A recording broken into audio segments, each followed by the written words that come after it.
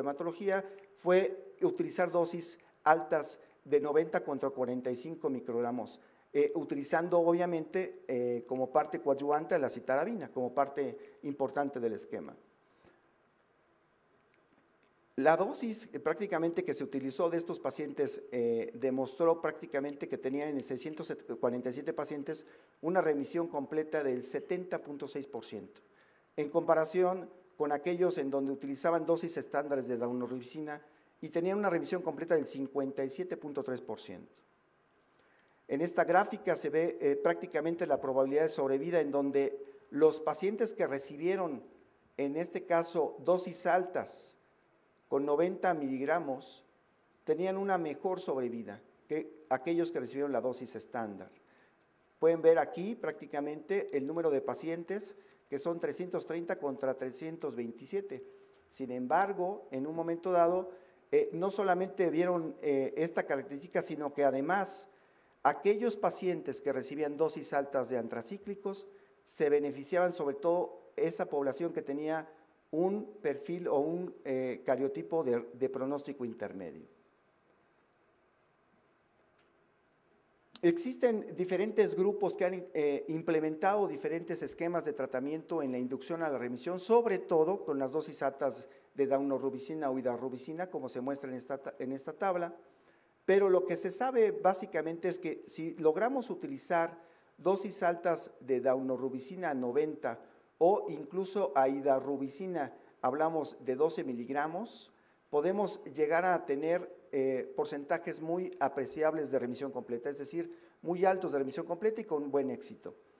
El tratamiento post-inducción que nosotros en el servicio tenemos es básicamente consolidarlos con dosis altas de citarabina. Estas dosis altas de citarabina pueden estar favorecidas ya sea por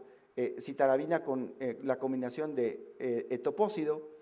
y en esta consolidación sabemos que podemos dar 2 ciclos de tratamiento si hay un donador HLA compatible, porque inmediatamente después de los 2 ciclos podría ir a trasplante. O si ese paciente tiene un donador HLA compatible y además tiene factores de mal pronóstico, pues también podría ir a trasplante.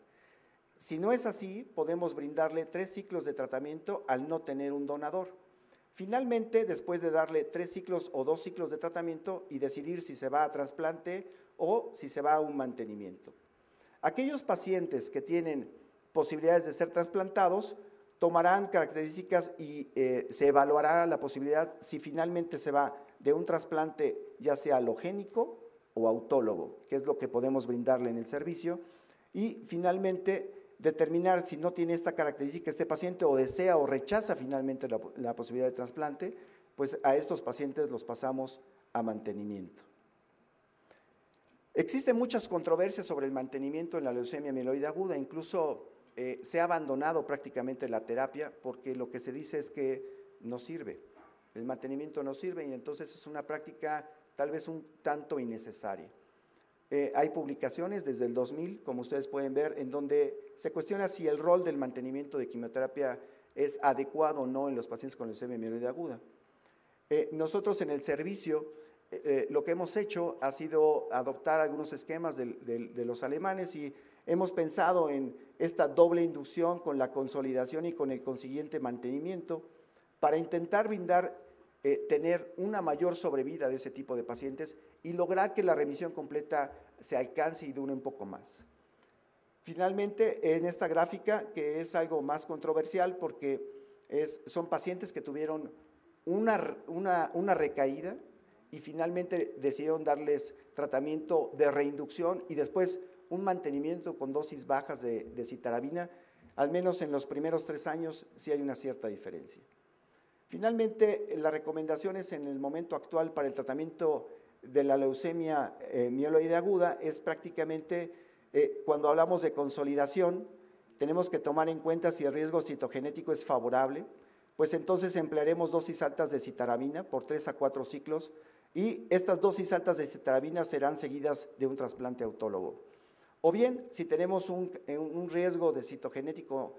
intermedio con un cariotipo normal y obviamente nosotros no tenemos la posibilidad de determinar estas alteraciones moleculares, pero sabemos que esto existe, también se puede dar o brindar 3 a 4 ciclos con dosis altas de citarabina y determinar en un momento dado si este tipo de paciente también puede ir a trasplante.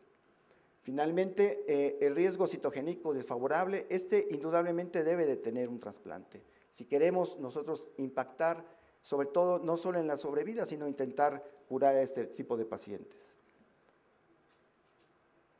Hay pacientes que en un momento dado pueden llegar con ciertas características, como es la disfunción cardíaca.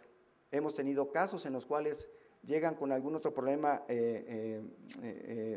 cardíaco y no podemos utilizar el esquema típico de 7.3. Entonces, se hacen recomendaciones acerca de la inducción y la consolidación. Como ustedes pueden ver, pueden ser dosis altas de citarabina, el FLAC sin hidarrubicina, obviamente, y algunas otras estrategias que evidentemente no tenemos al alcance, pero que es importante que ustedes sepan que existen, o en un momento dado con la consolidación también de dosis altas de citarabina y pensando en un trasplante. Las conclusiones prácticamente son las siguientes, sobre todo que es la intensificación de dosis en inducción a la remisión, es evidente que beneficia a pacientes jóvenes. La literatura internacional prácticamente lo demuestra así. Nosotros consideramos que es importante dar una doble inducción, porque esta doble inducción es una alternativa válida que en un momento dado representa una estrategia más. Y sobre todo utilizar la médula ósea al día 14, que para nosotros prácticamente puede ser toma de decisión importante entre si damos una doble inducción o simplemente nos quedamos con un esquema 7.3. Las dosis altas de citarabina en la postinducción son indiscutibles, es parte de la consolidación actualmente que se tiene para este tipo de tratamientos. Y las terapias blanco-moleculares, bueno, tenemos que estar esperanzados en que pueda existir y llegar a nuestro país la posibilidad de poder utilizarlas. Las conclusiones en nuestro hospital principalmente es que hemos encontrado mayor frecuencia de pacientes jóvenes,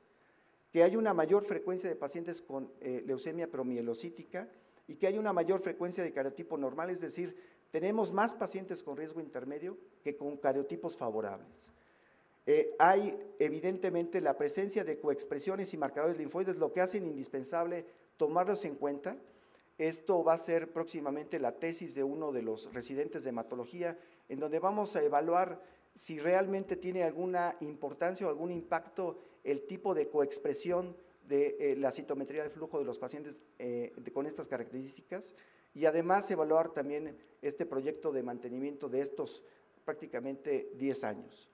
Y finalmente, pues hablando del mantenimiento, que sigue siendo algo controversial, nosotros en la experiencia del servicio